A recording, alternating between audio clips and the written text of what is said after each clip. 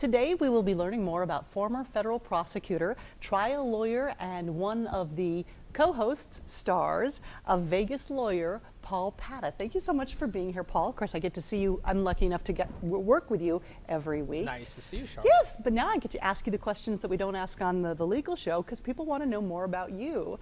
And you are single. I have had people have come up and asked, how single are you? And I don't even know that answer. We don't have to go there. But you have the best hair of any attorney I've ever seen. Well, thank you. You do. I appreciate that. So anyway, Paul, where are you from? I grew up, well, I would say I'm a bit of a rolling stone. Uh-huh. I've lived all over the world. I grew up in the Caribbean. Yeah. I'll start with, I was born in Ithaca, New York. My father did his PhD at Cornell. Awesome. And then he moved the family to Florida where he was a professor. And so for the first 3 to 4 years of my life, I grew up in the Florida in Tallahassee, Florida. Uh-huh. And then we moved to the Caribbean, the island of St. Croix when I was approximately 3 years old. And that was home. Well, it sounds like a charmed life. I mean, you've got brainiac father, and you're living in the Caribbean.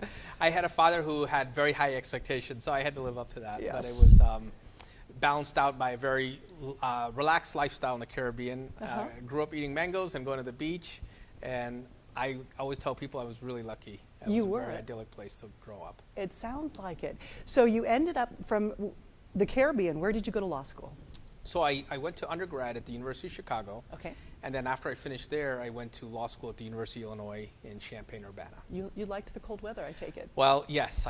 You know, it was a big change from the Caribbean. Uh-huh. So as a kid growing up there and not having really Where are any the mangoes? seasons. Yeah, exactly. What the No heck? mangoes in Champaign-Urbana. But, Oh my gosh. But I love the snow and that experience at 18 years old to move to a city like Chicago and the hustle and bustle of an urban environment. It was fantastic. Cubs fan? I am a Cubs fan, yes. Okay, so long-suffering still. Cubs fan, but not so much suffering anymore. Not anymore. Heck That's right. no. Okay. So Paul Pata is one of the co-hosts of Vegas Lawyer on 360daily.net. And you ended up coming to Las Vegas. What brought you from Champaign-Urbana, Illinois, to here?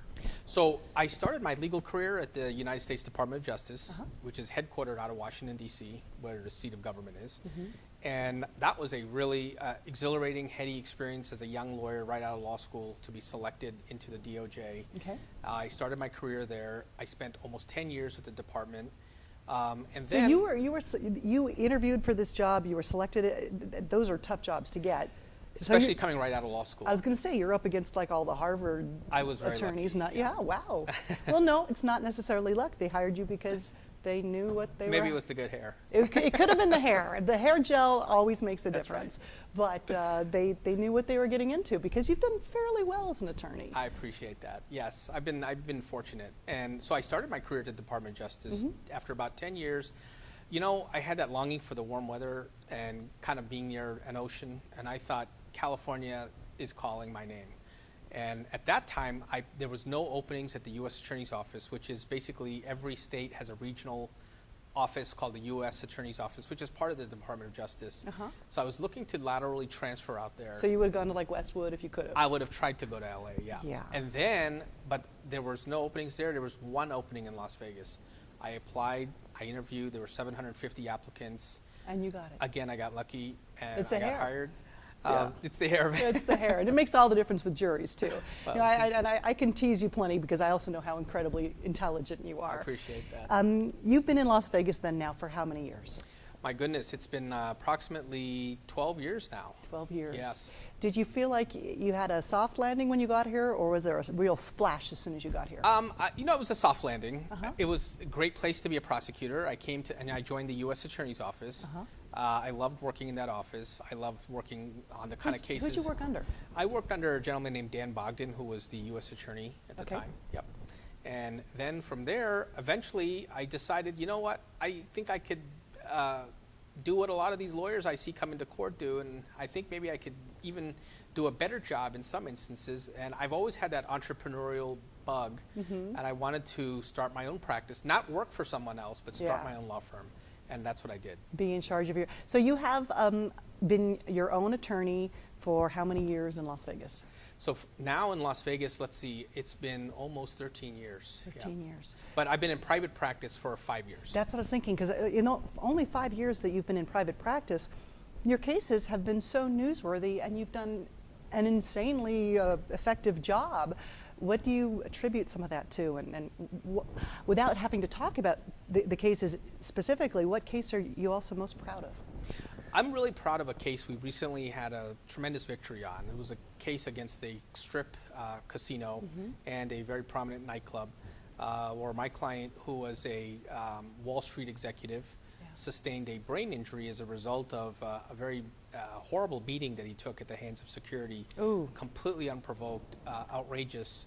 And after 5 years of very hard-fought litigation, we were able to obtain a $160 million verdict for him. And he suffered permanent brain injury. He has suffered some, yes, life-altering injuries. And thank goodness there are attorneys that can come in and help somebody that, I mean, imagine what his life would be without somebody like you going to bat for him. I appreciate that. Yes, I mean, I think that's why I'm really proud of what I do, actually. And I think most lawyers will tell you, people get into this profession because it is the only profession in America that allows you to take on much larger interests. Yeah. You can go to court. I mean, we still live in a country where the government and a large corporation can be held accountable under our laws, and you can level the playing field on behalf, because all it takes is for 12 men and women to be sitting there who are the conscience and the voice of the community. If you can appeal to them and make them believe that there's been an injustice committed, you can alter the legal landscape, you can change an industry. In this case I just cited to you, now I think there's going to be a lot of reforms where now nightclubs are going to think twice before they put their hands on someone because they realize, wow, this could end up costing us a lot of money. Yeah. And that could only happen because a jury made it happen. Not necessarily because of the lawyers. I mean, we play a part in the process, but really what makes our country so great is that citizen jury, average men and women who can sit there as the voice and conscience of the community and say, you know what, that's wrong. Do you ever get choked up when you give a closing argument? It's happened sometimes. Yeah? Yes, you know, I think As a court observer, I always enjoy, because I know how much time, I have a clue, I don't really know how much time, but I have a clue how much is invested in every one of these cases. And then when you do your closing argument, it's like, wow, there's everything's riding on it. So when have you gotten choked up? Well, I think it's the kind of cases where you see a tremendous disparity in the injustice. Yes. I have a case right now, and it wasn't during a closing argument, but it was during a hearing in front of a judge. And I represent a veteran. He died. He had terminal stage 3 cancer. The VA never diagnosed it. He continually went to the VA, got shuttled through the system, and he's 40 years old. And it was. So your case was against the VA? My case is against the VA for failing failure to to diagnose and just sort of like treating some of our veterans like cattle, you know, just shuttling them through the system, no accountability. And that was really it is a heartbreaking case, and he's passed away, but I'm continuing to litigate the case for his family, correct. Absolutely. Do you think that your time spent at the Department of Justice gave you an edge that some attorneys don't necessarily have, in that you might be able to come up with ideas that help you in your daily work? That's a great question. I think so, and I feel that way often. I think I see things from a perspective that sometimes obviously other lawyers You've been do in not. the government. Yeah, and that's not to disparage other attorneys. I think like anything, life is all about the breadth of experience you have, right? Everybody can relate to this because as we all get older, I think we all have broader perspectives that, you know, we don't think the way we did when we were 20 years old. Absolutely So not. it's just experience, and I think that having been an attorney in the federal government, having litigated against very large law firms in Washington, D.C., even here in Las Vegas, having gone before federal judges, that breadth of experience, I don't get intimidated by going to court. Well, Paul, I want to say it is such a pleasure working with you. You are the consummate gentleman. You have a way of putting everybody around you at ease, and I think juries respond to that too. Thank you, Charlotte. You're very kind. Thank you. Well, and I mean it, and you know that as well. For more on-demand shows and episodes, you can check us out at 360daily.net.